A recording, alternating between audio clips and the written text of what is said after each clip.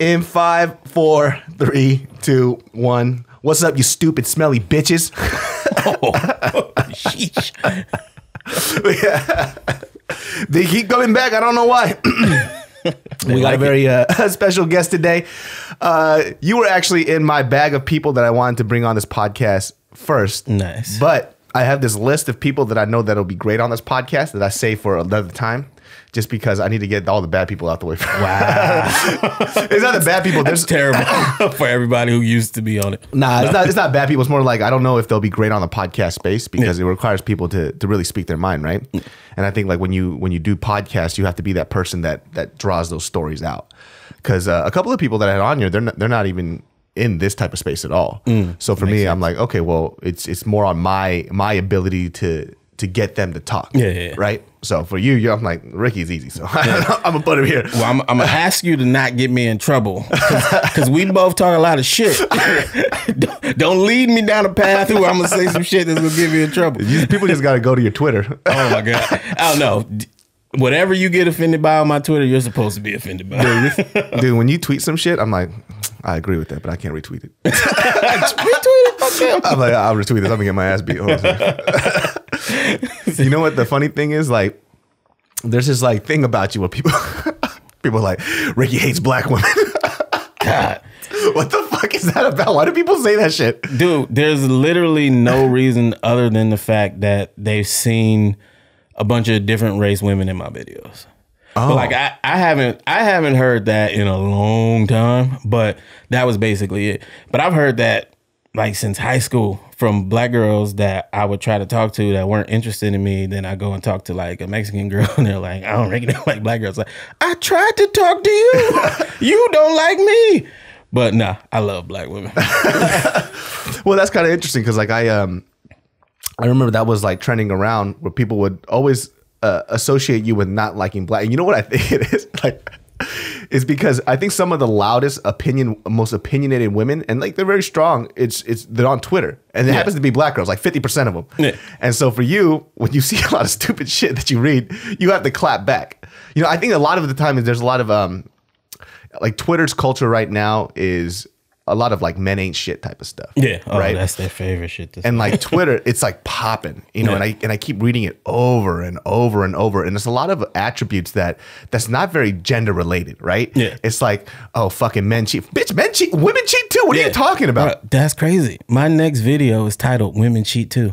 Oh, really? Where I talk about exactly what we're talking about right now. That's the weirdest thing because when I'm on Twitter, and I understand, you know, people get hyped, you know, it's a lot of their own personal feelings and what they went through, so it just becomes magnified when you see somebody type something that it resonates with. Yeah. But for me, when I read that stuff, it's more like you kind of putting shit out there that makes guys seem really bad, and I'm like, what kind of men do you hang around with? Yeah, exactly. And I mean, like, there's really shitty people out there. There's a bunch of shitty men. Like, we all know some shitty ass men. There's a bunch of shitty ass women too. And I think both sides got it fucked up. Yeah. Because there's men who think just women as a whole are the devil. Yeah. Because of their personal experiences. And then there's women who think the same shit about men. And it's just like, hey, something's wrong with what you're doing. Because there's people out there who are not like that. Yeah. You're attracting these kind of people into your life. And nobody wants to believe that. It's like that same concept where I would talk about, and especially I would hear this a lot where people are like, well, I don't understand why I have so many toxic people in my life. And I'm like, well, maybe it's you. You're the common denominator. I know. Maybe it's you. You have no friends. Like maybe it's probably you at this point. Out of the 30 years you've been living, and you always don't have friends. Yeah, I guarantee it's probably you. Yeah, no, definitely. And you can see it from the outside. It's like, yeah, no, you're the problem. It's you. I wouldn't hang out with you. Have you read what you say? Do you watch yourself? Like, ew. Yo, we when Tim and I did this on Send Foods, there was this drop. I talked about it on Dumb's podcast, but we had this whole issue where I made this joke. It's this loose women joke. I'm pretty sure Tim told you about this shit. But in the beginning of Send Foods, the ongoing joke on Send Foods is that Tim is famous and I'm not, right? Which is a joke, but it's slightly true. You know, stings a little. But, you know, so every time we do this stuff and, you know, girls come up to him and talk to him, the ongoing joke on the show is that women like them and I don't. So I say whatever. It's not, there's no foundation in it, right? Yeah. So I'm just trying to be as offensive as possible because I'm salty. The joke is I'm salty. So it doesn't matter who it is. It could be an old lady. It could be a little kid. I'm like, fuck that ugly ass little kid. Fuck that old lady's kneecaps. You know, it doesn't matter. So when we were on the thing, it's just two regular looking girls, very pretty. I was like, God, look at these loose women. You know, only loose women come up to Tim. And one of them got fucking pissed. They're like, well, how?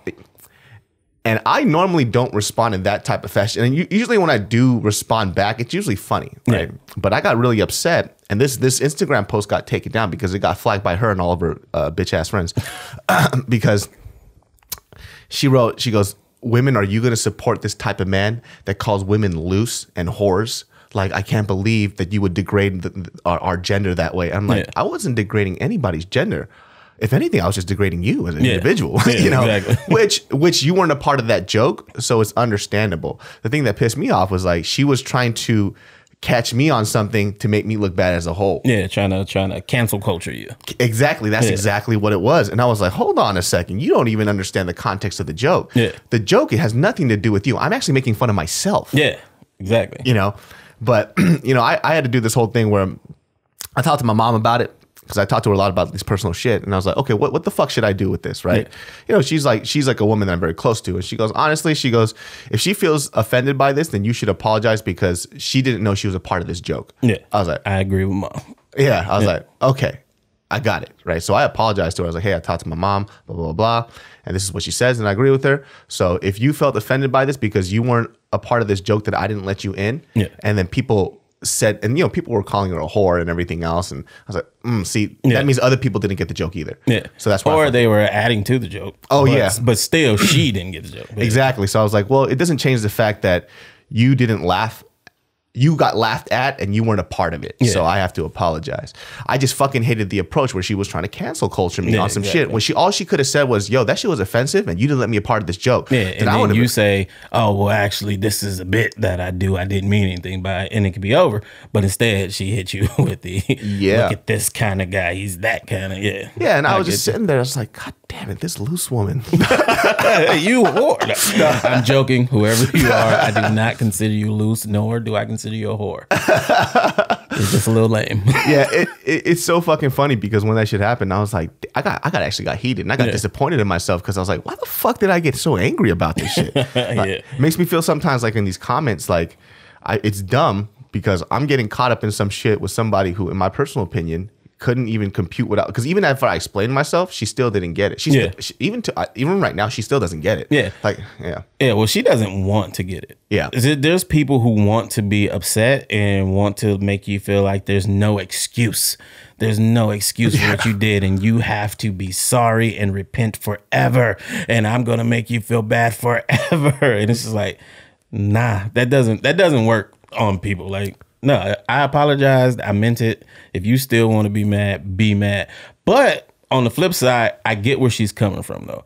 Because that might not be the first time she heard that shit. You know what I'm saying? She might have been accused of being that before just because her shorts were a little short or some shit like that. And that gets upsetting. If I was a woman and every time I felt like being cute, somebody was calling me a name, I'd probably be triggered by that shit too. But everybody got to learn to just listen a little bit. Just listen a little bit. Let me explain. And I apologize. Let that shit go. And it was, I think, like the part where I was like, even after I apologized, she was like, I forgot what it was, but it was like a very backhanded comment afterwards. And I was like, you know what? She's probably hurt. So she's hurt. She's going to say some salty ass shit. So just let it go. But it was something on the lines of like, you should learn how to be a better man. And I'm like, oh, you still don't understand the context of the joke. All right, I'm just going to let it go.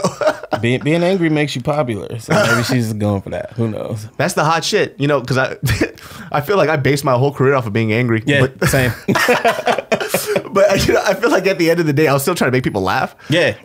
Same. You know, so it was supposed to be jokes at the end of it because, you know, when I was doing these vlogs, when I first started doing YouTube, the point of it was to crack jokes, right? I mean, I think that's just type of culture that we grew up in. We just crack jokes about shit that bothered us. I mean, it helps you cope with it or something. Now it's just, there's no jokes now. I'm like, where's the punchline, people? You just mad. You just mad. Damn. But I mean, Like for me, I always wanted it to be funny, but I'm never making jokes. Like I mean all the shit I'm saying. But if you on the surface, it looks like, damn, this dude's an asshole. What you always mad about? Damn, why are you complaining so much? But I never pinpoint people, for one, unless they reply to some vague shit I said. Yeah. Then I'll go in on them. And I never just make a joke out of nowhere. Yeah.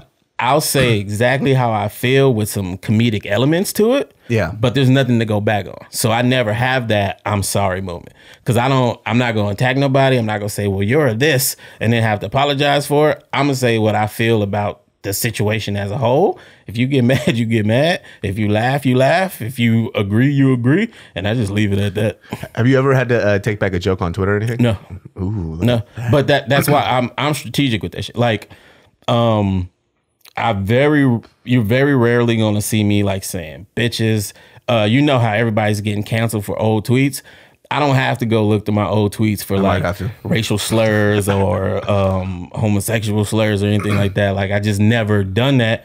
One, because I already knew like that shit's not gonna fly. And two, I don't think it's funny. I think there's easier ways to be, not easier ways, there's better ways to be funny. Yeah. The racial jokes and like making fun of people's sexuality, all that shit, that's easy. Yeah. That's easy. So I never took that route. But there is a lot of shit talking on there that I stand behind. Almost anything I said, I probably stand behind it to this day. I feel like you're very well thought out because when you go, sometimes I'm like, what did Rick tweet today? And who did he get into it today? Dude. Like, I haven't got in with anybody in a long time, minus this dude the other day, but it wasn't really getting into it. And the only reason I went at him is because he was on my girl's shit, talking shit about me. What did he say?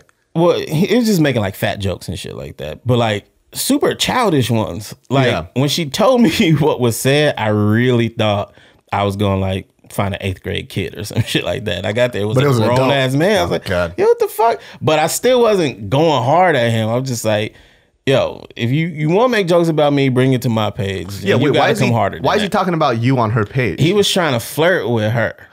I think. I don't know. I don't want to put intentions in his head, but he's like asked her why she's not fat. Like, why don't you get fat? Because she's always eating and shit. Oh, that's him trying to flirt in a fucking 3-year-old way, I guess. And then she was trash, like, sir. I work out all the time or some shit like that. And he was like, oh, I guess that's why you're so fit and beautiful or something like that. Garbage. Then was like, does your boyfriend ever crush you in bed? And I was like, what the? So I'm hearing this. I'm like, okay, this is a kid. Like, I don't give a fuck. It was a grown ass man. So I'm like, yo, bro, you got to come harder than that with the jokes and bring them to my page. You know what I'm saying? Because she's not there yet where she knows how to just let shit go. She's new. She's new on the space, right? Yeah, you know what I'm saying? So she's like trying to defend me and shit. I'm like, yo, chill. Like, I heard fat jokes forever. That's why don't do it. You'll die early. Yeah, and those are terrible fat jokes. Like, you got to come better than that. So after I tell him to come better than that, he tries to hit me with the, oh, that's why Tim made it and you didn't. You're a sidekick. My and I'm like, God, dude, that's such a bad joke too. It's just one bad joke after another. Yeah, and it's like, so you're trying to be hurtful, but saying take a joke, and you're not good at either. Yeah, like it's not a good joke, and it's not hurtful. Like I'm gonna be salty that my friend is doing well.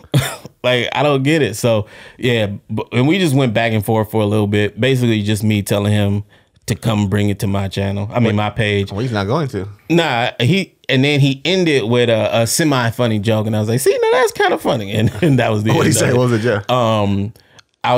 Because the way I was saying come to my page was, it was kind of threatening. Yeah. But that's a stupid ass threat, right? Yeah. So he was like, okay, cool, yeah, just make sure you don't jump me when I get over there. But it's like, it's an Instagram page. So like, I see what you did there. That's kind of funny. Okay. That's fucking funny. Yeah, and then it was done after that. Well, that's just somebody who just really wanted attention at that point. Yeah, no, definitely. And I think you were just happy that you were talking to him, to be honest with you. Probably. That's why he ended it with that. He's like, oh shit, Ricky Shucks is talking to me. Yeah, and like fucking loser. I remember that. That's why I try not to get too mad when I'm going back, because there's been so many times where I come hard. Yeah, like, you want to talk shit? And they're like, oh, dude, I'm a huge fan. I was just trying to make a joke. I'm like, that's such a weird thing, though. It's so weird. But I get it. I get that, too, because a lot of us don't reply unless it's negative.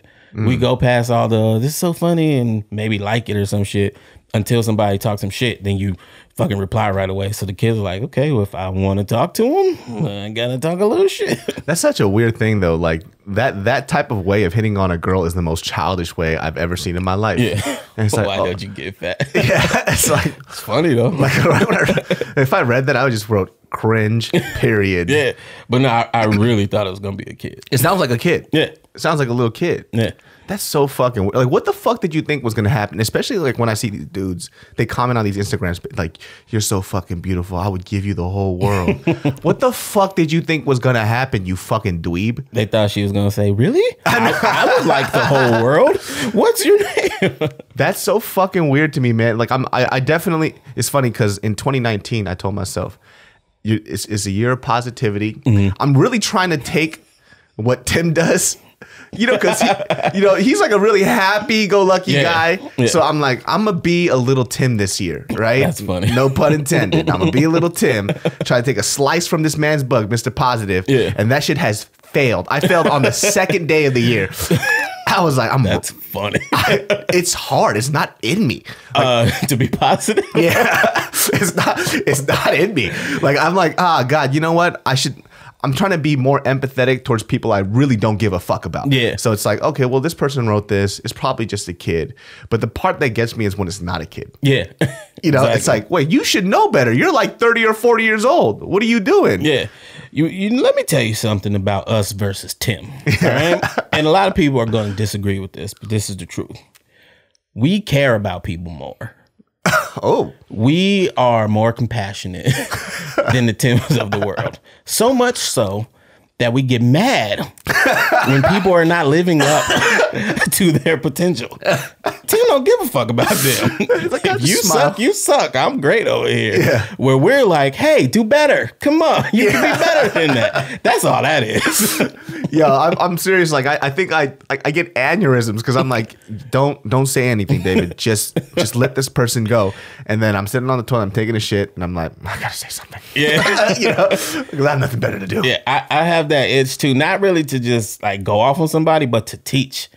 It's just I don't know how to do it in a nice way. You know what I'm saying? But it's just like, fuck, how do you not see what's going on when I see these grown ass people in their mid-30s having social media, high school ass problems? I'm like, yeah, what the fuck are you doing? And I don't know how to say, what the fuck are you doing in a nice way? Yeah, I tried it recently and it did work out a little bit. I forgot what it was, but I had a conversation with my friend Amen. And she was talking about That's a dope name. Oh yeah, it's prophetic as fuck. Like you should meet her mom. Her mom is fucking. She floats on air and just. I believe it. Yeah. So she we were just talking about like the usage of the N-word. We were talking about like cultural appropriation. You know, all these like hot topics. Yeah. But I was trying to explain to them why she would be so passionate about people taking away from a culture that feels like. You know, when she was younger, she used to get made fun of. Like she talked about a personal story where, you know, people called her African booty scratcher or whatever. And there was a parent who literally called her a nigger. Yeah. Right. And it made her cry. Yeah. And so for her, when she hears anybody say nigga, it incites that feeling of that moment. Yeah. And so, you know, their argument was, well, we're in 2019, you know, like blah, blah, blah. You know, that's like everybody's argument. So we're in 2019. What's cultural appropriation? That doesn't exist. We're a melting pot. And my thing was like, everybody says we're a melting pot, but people don't treat it like it is. Yeah. So you could say that, but in this country, we want to feel that way, but it's not there. Yeah. So that's basically the point I was saying. I said it nice and the person understood, but there was another person who didn't understand and they're just clapping back at me. And I was like, oh, see, now I got to be mean. Yeah. You know what I mean? Exactly. I was like, oh shit. Yeah, that's a touchy ass subject because it's so much bigger and smaller than we make it. And it's like, how do you articulate that? Nobody gets it because every culture wants to be accepted. They want to be loved, but they want it to a certain extent, it seems like. Like, hey, love and accept my culture, but not enough that you want to do it too. Yeah. And that's a weird vibe. Like, hey, accept me doing it and love me doing it and don't try to tell me anything's wrong with doing it, but don't you fucking do it, you asshole. And that's weird to me. But then on the flip side, you have people that are like, oh, that's terrible, that's terrible, that's terrible. I'm gonna do it a little bit though. Yeah. So it's like, I feel like everybody's just kind of fucking up in that sense. But whoever's getting whatever side of that, how do you even talk to them about the other half? Because you feel like the victim. You always going to feel like the victim, and you see exactly how it's negative to you. You don't give a fuck about how it could be positive somewhere else. You just know how it's negative to you and you want it to change. So I've debated making that video and having that conversation. And I'm like, it's going to end with my people calling me a sellout, with other people being upset at what I say they can't do or can do and shit like that. So I just kind of leave it alone. Like, fuck. It was such a weird thing because I don't want to be repetitive, but we just talked about like how I think like when we were younger, it was a lot more acceptable. It wasn't, I think just because Twitter and everything wasn't there. Yeah. And, you know, however people felt about it at the time, it just, I don't know why it wasn't that big of a deal. And I even talked about, I remember the first time this OG that used to kick it outside of my parents' store taught me how to use the word. Yeah. And he would only let me call him by that name. He was just he said, when you see me, you say that I'm your nigga. Yeah. And when I was a little kid, I didn't know what that meant. I just felt, oh shit, that's cool. Yeah. So I was just that kid on the block because my parents owned a black beauty supply store. Yeah. So they were just letting me in the group, you know? So the weird part is, like I always say is, you know, if you're not a part of a culture where it doesn't affect you, right? Then why do you need to say this? Is a question. You know? That's my question. So on all the shit I was saying, that's about other things. When it comes to that word, I never understood the want to say it. Yeah.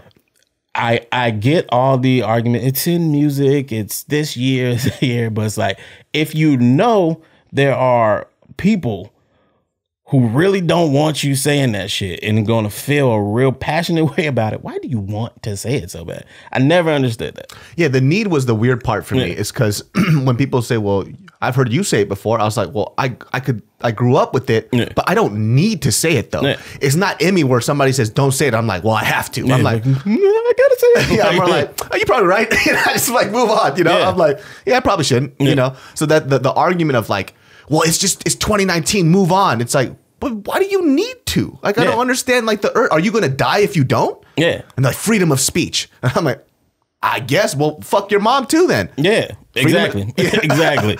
And then you're offended by that. Hey, I get to say what I want. you know, then they're not going to like that shit. That argument's the weird part for me, where the freedom of speech thing. They're like, so we're going to censor people on the things that we can and can't say. It's like that every day. You can't tell me to go fuck myself without getting socked in the face. Yeah. So exactly. There's so many things I can say to you that are going to make you feel like, hey, don't say that to me. You want me to, hey, freedom of speech, bro. Yeah. Like, that's stupid.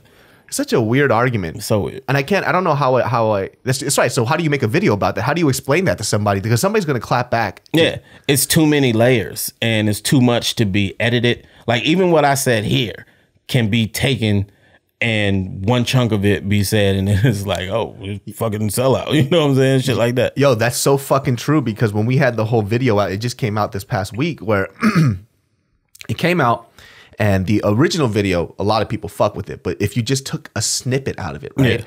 People were just going in. They hated it. They're like, what the fuck are you talking about? This word cultural appropriation doesn't exist. But if you heard the whole conversation and then it led up into that phrase, it gets people to understand where she's coming from. Yeah. Right. And so it's true. Like, when people will pick and choose what they want to hear, and if it's a hot topic, they'll feel a certain way about it. It's such a weird thing, man. So weird. So weird. Because you grew up in Paramount with Tim, right? Yeah. So everybody was saying that shit then. No. They weren't? So we had a heavy, like, black versus brown shit for most of my school. It wasn't until like my senior year that we stopped having an annual race riot at the school. That's fucking crazy. Yeah, it was crazy. So it was like, if you weren't, well, the Hispanic kids didn't say it. Yeah. But like the blacks, the Asians, the Samoans, they all said it. You know what I'm saying? We were all like one group. But yeah, there was division. There was like, nah, you can't say this. But we could say it and shit like that. Yeah. When you started doing, why did you stop doing YouTube? Like you kind of just, man, I got tired of it. It didn't make me happy anymore. It wasn't fun, and I really didn't like the people. Yeah, like other YouTubers. Yeah, and the a lot of the viewers. Yeah, I just didn't like them. The shit they would say to me. It's like, well, why am I doing this for you then? You know what I'm saying? Yeah. So not being fun anymore, plus people being assholes. I'm just like, what's the fucking point? The platform changed a lot. I think what I always say too, when I miss about it was back in the day, because there wasn't really money involved, people would just create just to create. Yeah. You know, so there was a lot of shit that was bad, but there was a lot of shit that would make me laugh because everybody's channel was different. Mm-hmm. Everybody's channel's the same now. Yeah. So for me, it's like, why am I watching this? Why am I watching this? Why am I watching this? It's like I've literally seen, like, this is the shit that gets me all the time. It's like when people, they're on camera, right? And they wake up in the morning. This is the first thing they do when they wake up in the morning. What's up, guys? Bitch, you don't fucking talk like that when you wake up. Put that fucking camera down. Exactly. And sometimes when we're outside, I like what Tim does. Tim goes, vlog warning. So people who don't want to be in it, they're allowed to be, they can participate or not. Yeah, I had to teach him that shit. Okay. Because I hate it. You know what I'm saying? From the beginning. People's earliest memories of me was me shaking my head in Tim vlogs. Because I'm just like, bro, like, you want to show your life, show your life. Don't show my life. Yeah. I don't want them to know what I'm doing right now. Yeah. It was weird because like it got to a point where, you know, there'd be like group trips sometimes and people are like, oh, let's go on a trip. And I'm like, I'm good. Because I know what's going to happen. Like, I'm going to be there and then you're going to shove a camera in my face while I'm on vacation. And I ain't trying to have that. Yeah. And so, you know, when I would do these trips, it's like, oh, when you went to Hawaii, you had this whole crew. But see, that wasn't a vacation for me. I said, this is work. And we worked. But when I'm on vacation, unless I'm shooting for my shit that I want to do, it's not going to happen, you know? And that's the weird part too, where I feel like people don't understand that sometimes. They're like, well, why don't you want to be on it? Yeah. Why would I? Yeah, exactly. It's work, but we're in a weird ass generation, I guess you would say, because a lot of these people don't know anything outside of it because those lines are so blurred. Like, when it's fun, it's fun. You don't feel like you're working. You're just capitalizing on your time and you're monetizing on your time. Cool. But they don't know how to turn it off. So there's been so many situations where we're doing nothing that has to do with YouTube, but everybody's talking numbers and how many subscribers do you have? Yeah, I'm trying to get my numbers up. Bro. We should collab. Blah, blah, blah. And there's no outside conversation other than YouTube, Instagram, followers, likes, all that shit. And it's like, yo, this is like your life. Your entire life is this. It's weird. Sometimes, like, I have a friend. I'm kind of fucked up though because they have a very family-friendly channel, and sometimes when I feel like I don't want to be on it, but you know, he doesn't do the Tim vlog warning thing, and you know, Tim also too, when he vlogs, he's just being himself. So it's like it's very natural to me. Like it just feels like, oh, this is what we would have been talking about anyways. Doesn't matter. But guy just swings the camera on me and he just heightens up the energy, which is cool. That's his thing. But I didn't want to be a part of this. You know, I know he has a very family-friendly channel. So he just comes in and he goes, oh, what are you doing? I'm not a fucking shit, man. You know, bullshit, pussies and shit, bitch. He's like, shit. That's funny. I'm like, you ain't gonna use that clip. Yeah, definitely not. So now he doesn't even record me anymore. He just comes by and goes, can't use him. And just walks away. He learned. Yeah. Yeah, now if you're a vlogger and you're watching this, warn people before you turn your camera on and turn into a different person. That's the weird part, is the transformation. I'm not really used to that. So it's because I remember I started vlogging because it was like a new art thing, and I did it for like, it was a very short period of time. And I was like, nah, I'm done with this. And I kind of moved on because when I was on vacation, I couldn't remember anything that I did except for what I saw through the camera. And I was like, I fucking wasted my vacation. What the fuck did I do? So it was the first time I ever did, and people liked it. I was in Hawaii, I had a GoPro, and I was making jokes the whole time. But if somebody asked me what I remember from that trip, the only thing I can remember is recording and what I saw through the screen. And that shit fucking depressed me. I was like, I wasted a shit ton of money on nothing. Yeah, exactly. What the fuck did I do? So when I went to Taiwan, I was like super into like these travel docuseries shit, and I kind of went ham on it. But we had like a week and a half there. I only recorded for the first 3 days. Yeah. And then the other 4 days, I said, nope, left all the equipment back, and I just chilled out. Yeah, you got to do that. Like, I don't understand, and I know I sound old as fuck when I'm saying this, but like, I hate Coachella season because everybody's story is a full fucking concert. And I'm like, how are you enjoying it? Yeah. Like, how you're screaming for 10 seconds like you're having the time of your life, and then you're putting your head down, trying to write a caption. You're no longer paying attention to what's going on there. You're trying to post it, and it's not going through because there's no fucking service out there. And I don't understand that. Like, live, man. Live. There's a time for this shit, and then there's a time to just fucking live. I don't get it. That's why I really like. I was thinking about getting a 360 camera because you could just point it and leave it, and it captures everything. Yeah. And then you could do your own shit. So if you want to look back at it, just go to the 360 camera. You can just screen around like, oh shit, I remember that. Yeah. Or you might see some shit that you didn't see, and I'm like, oh, look at these motherfuckers. They're fucking in the corner. Like, a titty fell out back there, and I wasn't aware. Yo, I'm not. It's weird. When Coachella was really popping off, and it still is, obviously, but I've never really liked big crowds of people. And I think because I feel like we're in entertainment, people feel like that's the vibe that we're on. Yeah. They go, oh, you gonna be at Coachella? I'm not a Coachella person. Yeah. You know, I'm not. I'm a very irritable human being when I'm in a situation where there's a bunch of people touching me that I don't know. Yeah. You know, so I never like going to clubs, even though I only did it when I was younger just because there was women there. You know, and my friends did it, you know, so I'm like more of a bar scene type of dude. But even then, I don't even drink as much as I used to. So, What? Well, I drink on Sam Foods. Oh, okay. But other than that, like, you go into this fridge, no alcohol. nice. Yeah, because I'm not gonna fuck up in my house. Like, what the fuck? I'm trying to have my wits about me. You know what I mean? Like, I do that. I think for me, it's a cultural thing because I grew up. You know, Korean people drink like a motherfucker. So even in Korea, like, our favorite drink is soju. Soju's cheaper than water in Korea. Damn. Yeah, it's like that, dude. It's like Drunk ass mom. it's like $1 for a bottle of soju. It's like $2 for a bottle of water. Damn. It's like that. That's how much like drinking and smoking is a part of that culture. So for me, like, for celebration reasons, I'll drink and have fun depending on the people. Yeah. Right. So if it's like some random people that I don't really fuck with and they're like, let's drink, I'm like, I ain't drinking with you. Yeah. I'm not gonna have fun. You know. Tim's a very fun person to drink with, so I'm like, let's drink. Yeah. You're my drinking buddy. Yeah, dude. Yeah, I'm kind of the same. Like, I don't like crowds. The first time we went to Coachella, I didn't know what the fuck I was getting into. Yeah. And me and Andrew Garcia, we ended up getting like in the back of the crowds and just watching the shows from the big screens towards the end of it. Like, yo, I'm not going back in there. Like, that shit's crazy. And then I probably been 2 times since, and I just had to mentally prepare myself and still end up in the back or like do the VIP shit. You know, the one time I wish I went to Coachella though? When Pac hologram. Yes, dude. I didn't fucking go. Bruh. I didn't know about that shit. Nobody knew. Yeah. It was a total surprise, and I was pissed. That's the only reason we went the next year. Because, like, oh, that's the type of shit they do? So we went. I just tweeted that last night. Oh, okay. And then, apparently there's a hologram theater in Hollywood.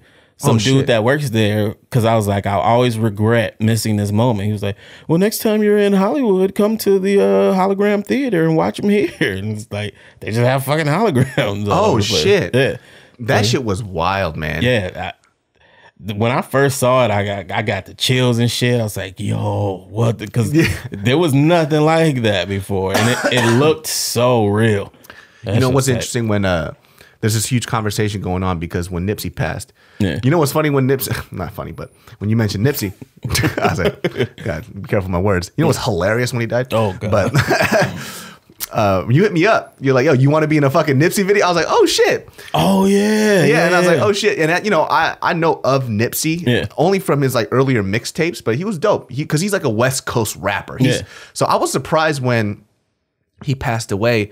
A lot of my friends were like, yeah, I fuck with Nipsey. I was like, really? Like, he's such a West Coast dude. Like, I never thought a lot of people listened to him outside of like people in California. Yeah. Because the guy he's a fucking Crip. Yeah. super Crip, super thug. Yeah. But super intelligent. Like, for me, I got into this thing a few years back where I was like, I'm not gonna waste my time listening to new rappers anymore. when all the Lils came out and the mumble rap and shit. I'm still like so I heard the name, but I didn't give him a chance. I didn't give him a chance. I didn't give J-Rock a chance. I didn't give Dom Kennedy. I didn't listen to shit, right? But then I would catch his interviews on like the Breakfast Club or something like that. And I was like, yo, I like this dude. I became a fan of him speaking more than the music. Yeah. Like I still only listened to a select few like before he passed. Yeah. Just because of his interviews. Yeah. That brought me to the music. But I fucked with him heavy just based off of what he said. I mentioned this too on a video where I was talking about how I actually started liking him because a friend of mine, he does music, and he told me that Nipsey used to do this thing where he wanted to curate music fans, and so he would sell his mixtape or his albums for like $100 a pop. You know, so if you really want to fuck with me, this is how you're gonna do it, because I put X amount of time into this artwork, and this is what it's worth. And I was like, damn, that's fucking crazy, and it did well. And then, he did well. Jay-Z bought like 10 of those mixtapes. That's fucking crazy, dude.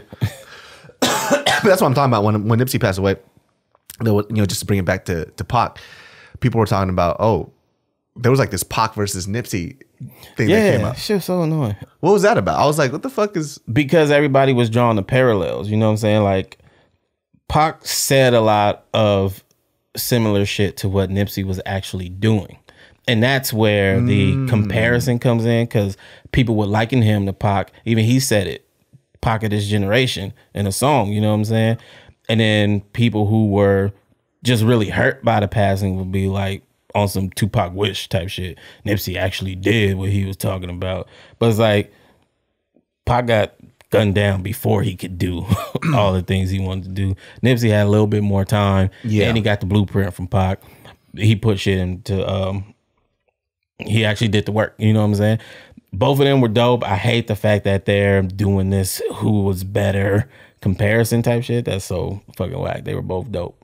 But yeah, Nipsey, he was the Pac of this generation. Did you listen to Biggie or Pac a lot when you were younger? Both. I listened to Biggie later. I think it was because I was so young and the people were like, West Coast, West Coast. I was like, that's like, fuck Biggie. And I was like, damn, Biggie got fucking bad flow. No. Like, I was a big West Coast fan, you know what I'm saying? Because the East Coast dudes, everything was just a little slower. Everything seemed gloomier and shit. I was like, I like this fun, these synths over here and all that shit. But Big had Puff, and Puff was digging in the crates for his production. He was sampling everything. So the sound drew me. I was like, okay, I can listen to this dude from New York. So him, DMX, you know what I'm saying, I really fucked with. So I got to see early on that Big was dope. He had bars. His flow was impeccable. But Pac was the better storyteller. I'll say that to the end of time.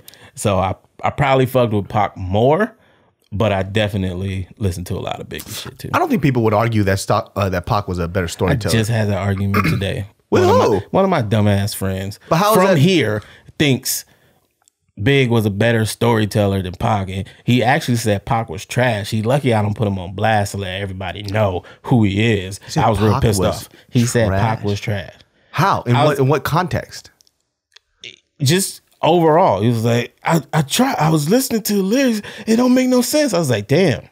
You like for real stupid. You have to be stupid if you can listen to a Tupac song and think it makes no sense. You didn't understand what he was saying. You're dumb. It's like, who's your favorite fucking Lil Xan? I'm like, exactly, right? Get the fuck out of here. How fucking... Who is this motherfucker? A blasphemous motherfucker. That's what it is. A blasphemous motherfucker. You know, I'm not even... Like, when I go back to listen to Pac songs, like, obviously for me, there's a lot of nostalgia, but... Nobody looked at Pac saying that he was an amazing lyricist. He was a great storyteller, and he was very good at relaying emotions, like a poet. You know? Exactly. And so that's what I loved about his shit. Like, even when I die, there's 2 Pac songs that need to play. You know what I mean? Like, that's the type of, how many brothers fell. I'm like, I'm not even a thug. I didn't even die from a bullet wound, but that's playing at my fucking funeral. Exactly. Something about his music made me feel a certain way. And with Biggie, when I listened to it later on, when I was like 13 or 14, it was more like, oh shit, this fool knows how to write a beat. And he just has like, the way he weaves his words was fucking wild to me. Yeah, no, Biggie was Biggie had bars. His flow was crazy. He was very clever. Yeah. But yeah, Pac's reach was just bigger to me because he can make one record that so many people feel on so many levels. Yeah. Big, he could bring me into his world. I get it. You know what I'm saying? But I don't feel anything from it. I don't draw any parallels from it. Yeah. Pac had a way of just making everybody being able to say something that almost anybody can relate to in the song. And I thought that shit was dope. I think this generation has they got J. Cole and Kendrick. That seems to be their Pac and their Biggie or something like that. Yeah, or maybe two Pacs. Yeah, two Pacs maybe. Yeah. I don't know who would be the equivalent to Biggie then. That's very hard to say. You don't want to say because people will get mad, but just in terms of ability to make really good songs, you can't leave Drake out. But he's nothing like. There's no other Biggie qualities into Drake. But it took me a while to like Drake. It took me a while. Like I don't know what it was about him that I fucking hated, but maybe it was his fucking face. I don't know what it was. It probably had nothing to do with this music because I couldn't deny that I would be walking around and I would just start humming a Drake song. And I'm like, you fucking incepted my mind, you stupid son of a bitch. Funny. But then, he just started, I was like, oh, goddamn, he's a musician, dude. Yeah. Like I can't deny his music because it's good. Yeah. It's really good. I think I just started feeling weird. You know what it was? Now I'm starting to remember. It's because this motherfucker would put on 17 different basketball jerseys. You know what I mean? Like he just kept fucking team hopping. And I was like, fuck this guy. This guy doesn't know what the fuck he's doing. He rides trends, but he does it well. But that fucking him on the Ellen show with G Jordan. Did you see that shit? No. I got my eyes on you. And it was all off key for like 3 minutes straight. Yeah. Both of them. I mean, the other one should be. Yeah. It was so bad. Yeah. I was in tears laughing. That's funny. Because, those two, they tune their voice a lot, which sounds dope. Yeah. But I guess like on Ellen's show, they don't really allow you to do much with that shit. You have to do it live. Yeah, it's just live, yeah. And they got fucked up. And that's when I'm finding out a lot of these artists have to sing live. And they're like, uh-oh. That's why they're never going to be on NPR Tiny Desk. Yeah, exactly. They're no T-Pain. He did that shit. Yo, that was the biggest shock on earth to me. I had no fucking idea. Yeah. When he tweeted not too long ago that Buy You a Drink, I do believe. Yeah. He was like, that song is like 98% un-auto-tuned. But people just hear it in auto-tune. So I had to go back and listen. I was like, holy shit. Oh, this is only the hook part is auto-tune. Oh shit. Yeah. But because it was T-Pain, that's how I heard it in my head. I heard it auto-tuned as fuck. What the fuck? Yeah, that's crazy how that works.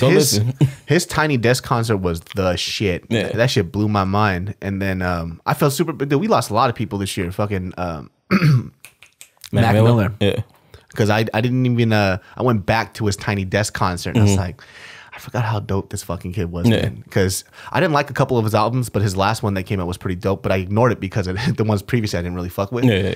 And then I was like, fuck. I don't know why I felt so bad when he passed. I was like, man, I should have just went back a little bit and listened to his stuff. Because when I went back to that Tiny Desk concert, I was like, that's fucking Mac Miller right there. Yeah. It made me sad. Yeah, it was a sad shit. But again, I didn't really listen. Because I had my thing where I'm just like, you know what? Fuck it. I'm putting on GDAP. That's all I'm listening to forever, GDAP. But yeah, so I didn't really listen. I didn't know. Did you listen to are you listening to a lot of new artists now? No, I'm still not. Like I lost my urge. I lost my love for new music. Yeah. So now I'm like, shit. I'm just behind. I'm the old dude now. Fuck it. That's how it is for me too. Like when I listen to music, I feel like it's just getting really repetitive to me now. Yeah. So there's only a few artists that are coming out that I really, really, really enjoy, but I gotta wait for that person specifically to make an album again. Like I'm waiting for Kendrick to drop another one, J. Cole. But outside of that, it's like, well, who am I looking for? And, people will drop different names and stuff, and I think those are dope MCs, but they don't just resonate with me as well. Yeah, I don't know what it is. I think is everything's oversaturated. Like I'm more willing to listen to a singer's new album than a new rapper's. You know what I'm saying? Yeah. Like who just put out Anderson .Paak.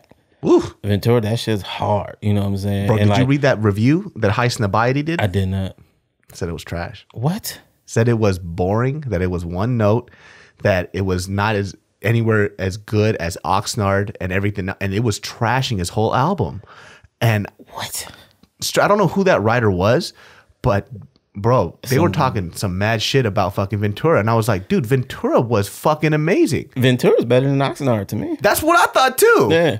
Maybe they just wanted more hip hop rap type shit. You know what I'm saying? But like, we've known him before he was Anderson .Paak. You know what I'm saying? We knew the voice. We knew the soul. We knew all that shit. Breezy Lovejoy, man. Yeah, exactly. So maybe, I don't know. That's interesting. But I think it's dope. He fucking Smokey Robinson. That's what I'm saying. You got Lala Hathaway, Jasmine Sullivan. I was like, Brandy. I think you're thinking Brandy. It sounds like Jasmine Sullivan, but it's Brandy. Oh shit, okay. Well, I thought it was Jasmine Sullivan. Okay. Nah, I was like, who's it? Is that Jasmine Sullivan? And my girl was like, no, it's Brandy. I was like, oh shit. Yo, people don't even know how dope Brandy is, dude. She's so dope. You know what? You know the reason why I like Tori Kelly so much is because Tori Kelly does similar runs that Brandy does. Yeah. So I've never really got to speak to Tori Kelly, but I'd be surprised if she didn't listen to a lot of Brandy. Yeah.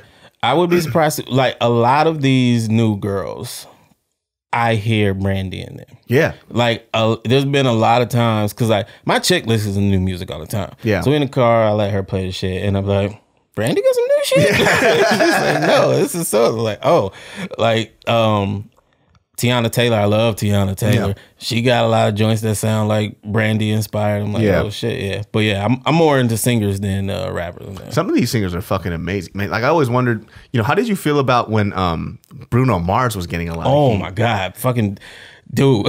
Every album of Bruno Mars, I just gets repeat. Dude, his last album, I say to me, it's kind of weird for me to say this just because it's something that it's a recent album. Yeah. I've never spun a record so much in my fucking life like his album. Yeah. From beginning to fucking end. Yeah. It's very rare where I listen to an album from beginning to end, I go play that whole shit back. Yeah.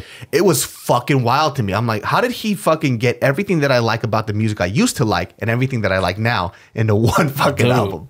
He's amazing, bro. Like out of his 3 albums, there's only one song that I skip. And that's the fucking You Can Count on Me, like 1, 2, 3. Oh yeah. That's the only song I skip. You know what I'm saying? Other than that, I could listen to a fucking Bruno Mars playlist all day. I feel like when I get married, you just got to play that whole album. Pretty much, yeah. And then we're good. And everybody's one of them. Yeah. It's so fucking good. Yeah. It was kind of a weird. I forgot what I was watching on YouTube, but it was who the fuck was it? But I'm not sure. It was like a group of I'm not sure how prominent they are in the music industry or if it's just like very well-spoken black people, but they were talking about the issue of Bruno Mars and how it was just goes back to that cultural appropriation thing. Yeah. Like there was half the side that really fucked with Bruno Mars and the other ones that they were just trashing him, saying that talking about his album, they're like, well, his album was amazing, and the other half was saying it wasn't because he's stealing from black culture. Yeah. And I guess like I didn't know that was an issue. Well, number one, I actually thought Bruno Mars was half black. So yeah, I thought so too for a minute. But yeah, he's like Puerto Rican and Hawaiian. Or something I had no clue. But there was this big topic about like, well, fuck him because he's taking for all of our shit and taking all credit. So now, well, the music's great now because we have this Puerto Rican Hawaiian dude singing it now. Yeah. And I never really thought about that because I always thought that he did his due diligence in paying respect and homage. That's how I see it, and I feel like people like to be mad. I understand because there has been so many people who have done that. Just steal and appropriate and mimic and don't really know it. But Bruno, you can tell he grew up on that shit. Yeah. You can tell he's authentic. And let's not talk about the music he wrote for black artists before he was popping. You know what I'm saying? Like it's what comes natural to him. It's always been there. And I saw a little bit of that and it bothered me because if you really listen to the album, he's not only taking from black music. Yeah. He has a fucking Bee Gees type ballad on there too. Yeah. You know what I'm saying? Like he's just taking from time, not necessarily a genre. It's all different type shit. There's New Jack Swing, there's R&B, there's old pop, you know what I'm saying? All of that's on that album. But people hear the single and the shit with Cardi B and all that, and they make that what his whole album was about. And yeah, so that kind of bugged me. There was this you know, with the whole fucking Old Town Road. Oh yeah. Did you see the shit about that, where there was like, you know, it was whatever. Well, Tim kind of like broke it down to me, where it was on a country and they took it down. And so Billy Ray Cyrus came on. He goes, "Fuck that. That's a dope country song." And then it went back up on the charts. And there was a thing going on about it, about the ownership of what country music is. Yeah. They're like, that's actually black music. And so you can't tell us not to da-da-da-da. Yeah. And I didn't hear about that, but there was a thing about that shit. And I was like, well, hold on a second. The reason why I felt like, I understand, just because I feel like when people go back, fucking just African people had a bunch of instruments. So their influences was everywhere. Yeah. Blues, jazz, whatever. Everybody's taking from that at a certain point. And the only reason why I felt a little weird about that, where I feel like sometimes people reach really hard, is because I remember as a kid, if you were a black dude, Asian dude, whatever, and you were listening to country music, they would say, why are you listening to that white boy music? Yeah. So why is it now where it's like, that's our music? Yeah. Well, the reason for that is because Billboard tried to exclude him. Got you. Because for a while, nobody knew that kid was black. Like, that song was just popping on TikTok. Oh. And we just thought it was this hip-hop-ish sounding country song. And people thought it was funny because of that. Yeah. Not like Soulja Boy funny, but just kind of like, oh shit, they fused the hip-hop and country, and this country dude's kind of cool. Like, that's what it was. And then you find out it's a black kid, and he's like, oh shit. Oh, but that makes sense. The reason it even got to the Billboard charts, I believe, is because of TikTok, because everybody was using that to make the same little skit. Yeah. It goes back to what we were saying earlier. Everybody just copies everything. Yeah. Yeah. So that's kind of how it charted. And it seemed like to us, once Billboard found out, oh, that's a black kid, he's a rapper, this isn't country. So that prompted people to be pissed. And then you start digging into the origins of it and saying, well, how you going? So I definitely hear what you're saying, because I felt the same way about shit like Vans. Yeah. You know what I'm saying? Like, we always talk about they taking our, but then now we didn't skateboard back then, you know what I'm saying? Yeah. But there's somebody who'd be like, no, back in 1972, James Williams was skating, you know what I'm saying? Some shit like that. James Williams wore Vans. Yeah, you know what I'm saying? He been skating. Black people invented skateboarding. You never know. But for this one, it's like, I'm standing behind that shit, because it was all fun until we found out he was a black kid. Okay. You know what I'm saying? See, that's the part I didn't know about. Yeah. The only thing I said was like, I was like, why would you want that? That's all I'm thinking. I'm like, let them have it. It's fucking country music. Yeah. But that is one thing that I want to caution people against, and not just black people, because all ethnicities have this is our culture, get away from it shit. But it doesn't get highlighted unless you know that it's going on. But my thing is, if you're going to be the people that say, don't steal our culture, don't then say, well, two could play that game. Oh, yeah. You know what I'm saying? That's always bugged me a little bit. It's like, either you want them to stay away or you want everything to be inclusive. But you can't have it both ways. You can't say, don't take my culture and give me some of yours, and I'm going to go back and find how it was mine first, or something like that. Like a spice trade. Even though we abandoned the shit out of it. You know what I'm saying? Yeah. That's why that word was such a weird thing, because when I use it, I don't know another word for cultural appropriation. Like, people are like, oh, why do you always have to bring that up? It's like, well, you're putting a lot of weight onto it. Yeah. It's just a word that's used now that I'm using it. Like, for me, I'm not too hot on that word, because I think people abuse it too much. Yeah, you know? Definitely a buzzword now. It's a fucking buzzword. So, like, like you just have to understand where people are coming from when they use it, and then you take it for what it is after. Right? Says, because people are like, why do you keep using that word? It's like, well, give me another word for it then. Yeah, exactly. It's a triggering ass word, though. I think it's just ignorant people make things much worse than they are. Because you can say that to somebody and they'll take it and run with it. And now everything you do that's slightly similar, oh, you're appropriating my culture. You know what I'm saying? Like, it's just, it gets weird. Like, the whole race, ethnicity, cultural shit is like, is interesting, but I'm like, damn, when are we going to stop doing this? Like, did you see the New Zealand Burger King commercial? Mm-mm. Okay, so I do believe they introduced like some Vietnamese burger or some shit like that, like Vietnamese flavors or something, and they made a commercial with giant chopsticks, people trying to eat a burger with giant chopsticks, right? And a lot of Asians were really pissed about that. Yeah. And at first, I'm like, yo, what the fuck are you thinking, Burger King? And I'm still like that, because Burger King does dumb shit. They had Mary J. Blige singing about fried chicken one time. Like, what the fuck is going on here? But then I'm like, what exactly is the issue here? Yeah. The big chopsticks, the chopsticks being used with a burger, or the fact that there's no Asian people, or is it because they had a Vietnamese flavor and they use chopsticks? Like, nobody's saying what's actually wrong with it. And I'm not saying that there's nothing wrong with it. I just don't know what's wrong with it. Yeah. And that's what happens a lot, where it's people just mad, but nobody's really saying why. Because if you made a video where you were like, okay, I'm going to do the chopstick challenge, where you try to eat foods you wouldn't normally eat with a chopstick, with chopsticks, that would be funny. And people would do it. You know what I'm saying? Like trying to eat a fucking hot dog with chopsticks or something like that. Why is it super offensive in this context? And I haven't got that answer yet.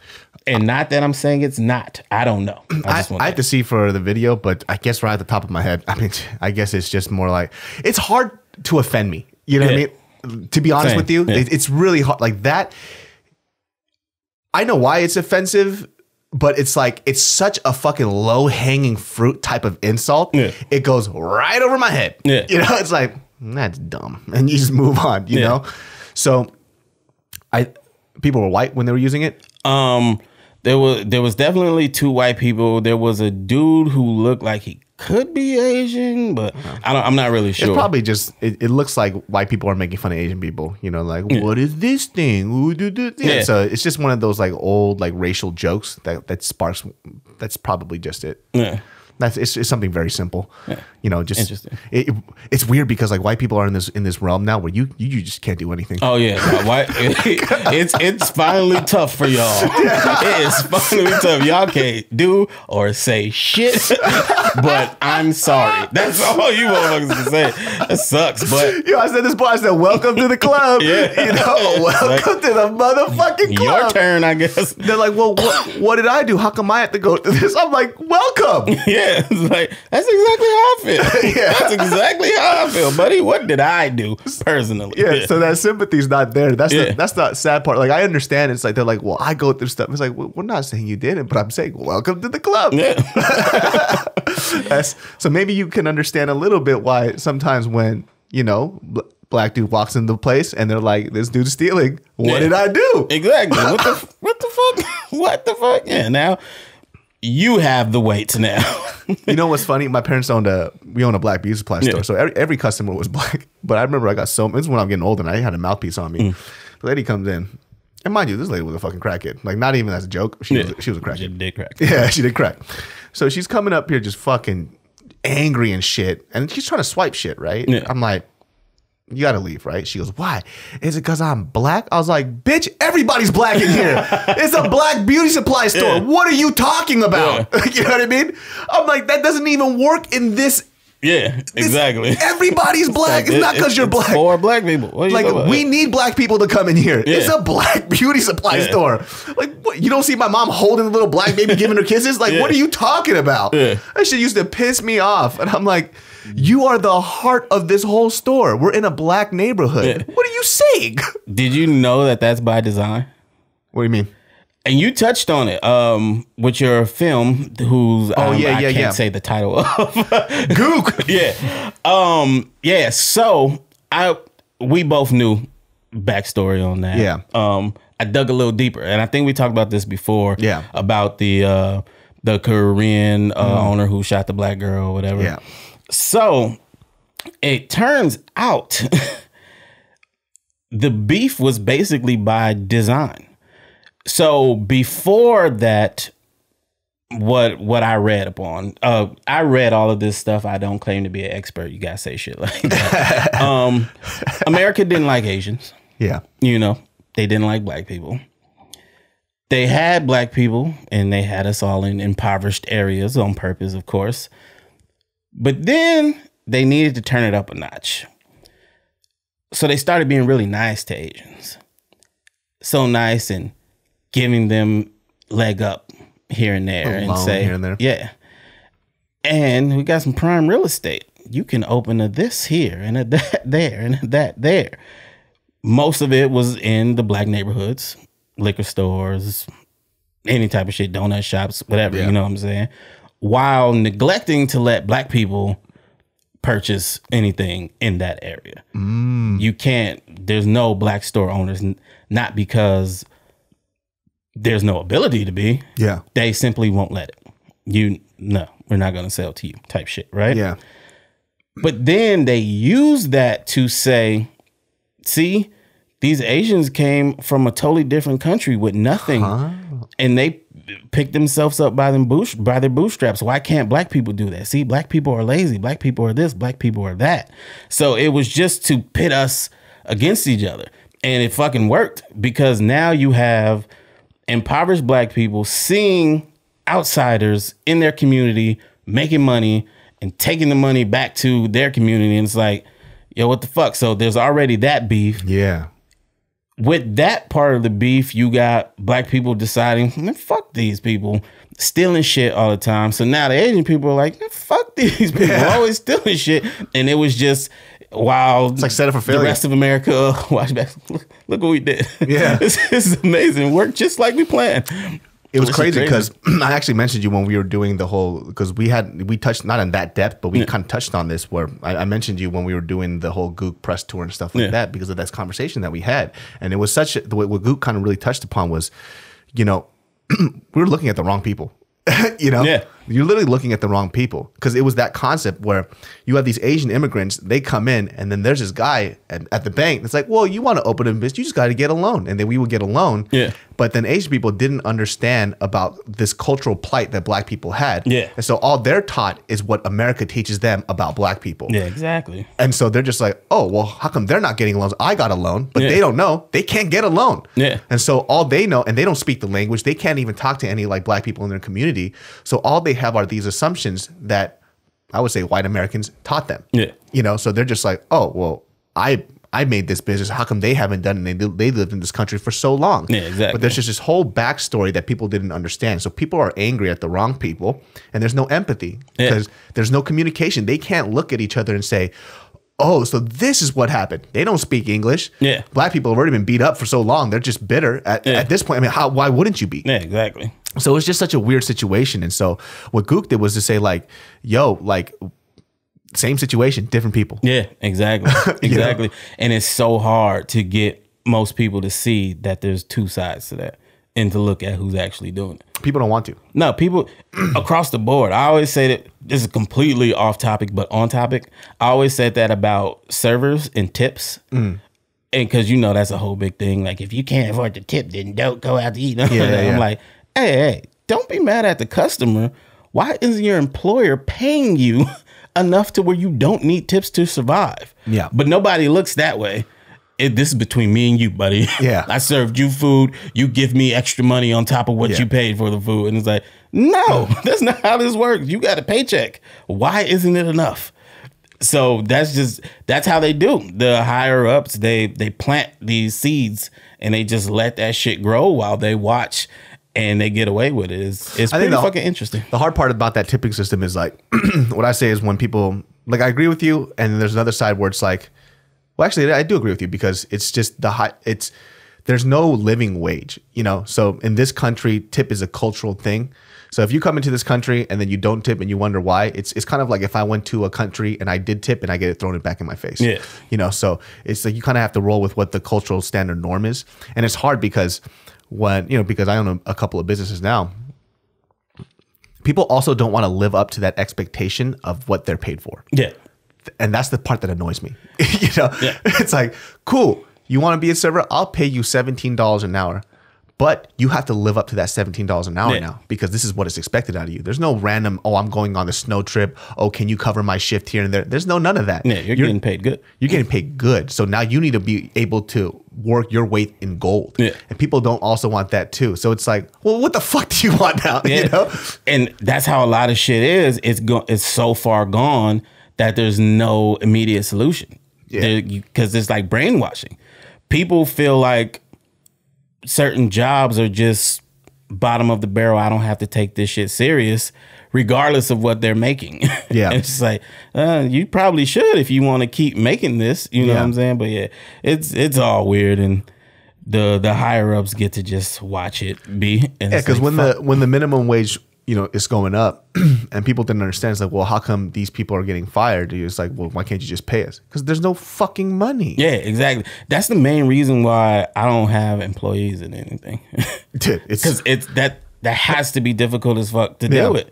You know, like it has to be. You can't charge prices that are gonna allow you to pay people what they really need, and you still grow yourself. Yep. But you need people. It's like, yeah, fuck. It's a weird situation because, like, for them, I understand because I was in that position too. Yeah. You know, grew up fucking broke as shit. I understand, but it's like I could either hire, 4 to 5 full-time people. They get paid this great wage, right? Yeah. But these people, but now you have to work full time. You're working 40 hours a week. Yeah. People aren't going to want to work 40 hours a week on this job to get paid that amount. Yeah. So it's like, that's why there are the part-time. That's why you get the lower wage. So it's like you can't. It goes back to you can't pick and choose those battles. You got to stick to one. Which one are you going to be? Exactly. Everybody wants to have their cake and eat it too. And it's not like, so even in that situation, like the thing was bad. I used to hear this all the time when I was a kid was, oh, you fucking Asian people, you guys over here only are been eating good. I'm like, bro, we're broke. I wish you knew. Yeah. Because that was the other part of it. It's like, we're going to give you this loan, Asian man, but it's only enough to afford something in this community. You know what I'm saying? And if they don't buy, you're fucked. Yeah.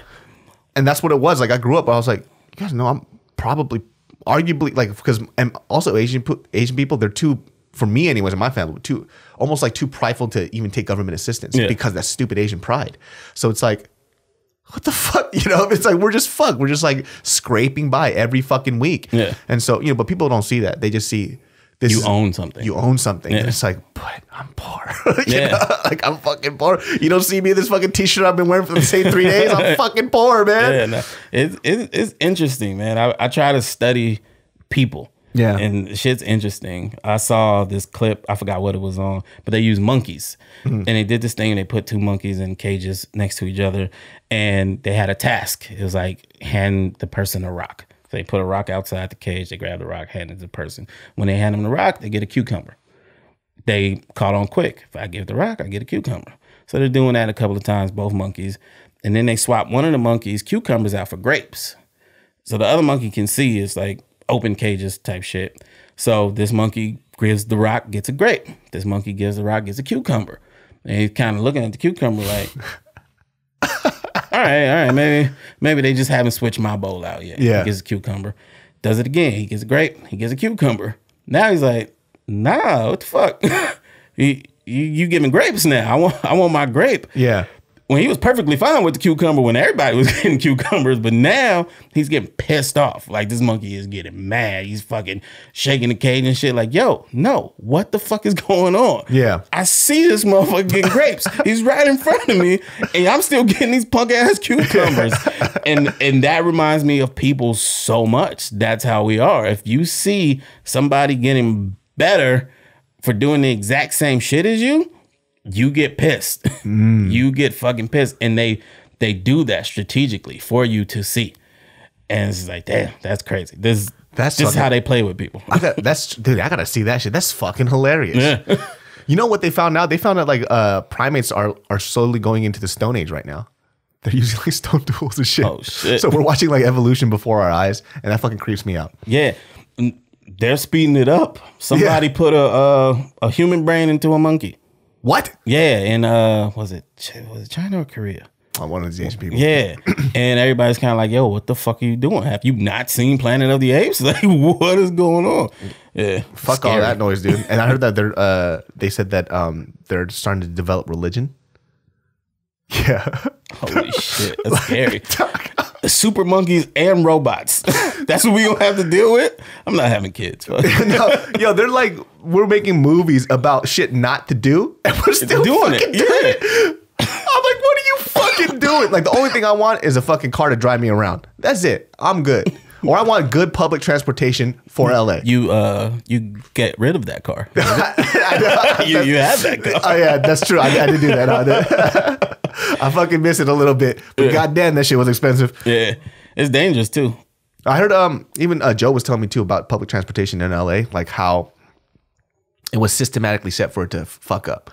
It was like specifically for oil companies. So I can't remember the exact details, but essentially they did something where they made it so that public transportation was not the viable choice, just so they could sell more cars.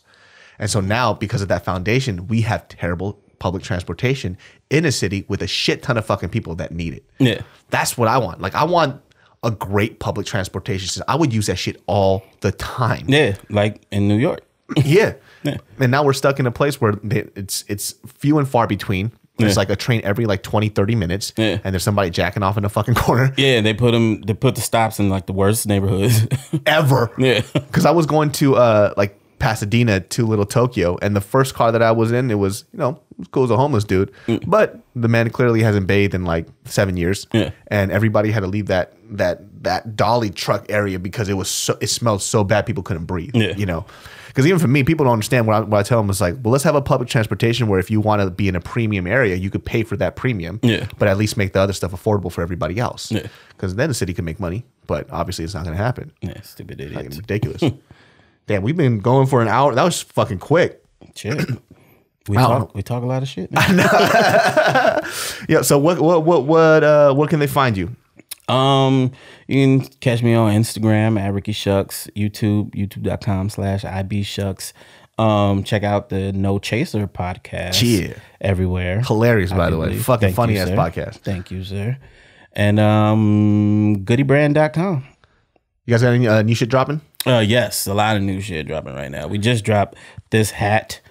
Just wanted to do a quick little hat release, but we got a bunch of other shit coming. Even before we close, by the way, clothing is fucking hard. It is difficult. It is. I love it though. God damn it, it's so fucking hard. I just want to make dope shit. I want people to wear it, but it's not that simple. It's so fucking hard. Yeah. And it's the one industry. There's something that I hate doing something that I'm not great at. And this is something that I have not been able to crack. Yeah. And it's just like, what am I doing? Would you like for me to tell you now or wait till we get off there? No, because it's the exact same thing we did, bro. God damn. We'll talk about it after. All right, y'all. Well, we'll see you next time. Check out Ricky Shucks. Check out the No Chaser podcast. Check out Goody Brand. They make dope shit. And yeah, we'll see y'all next time. Check us on Spotify, fucking iTunes podcast. Give us that 5-star rating and leave in the comments below what you want to hear us talk about and everything else. We'll see y'all next time. Peace.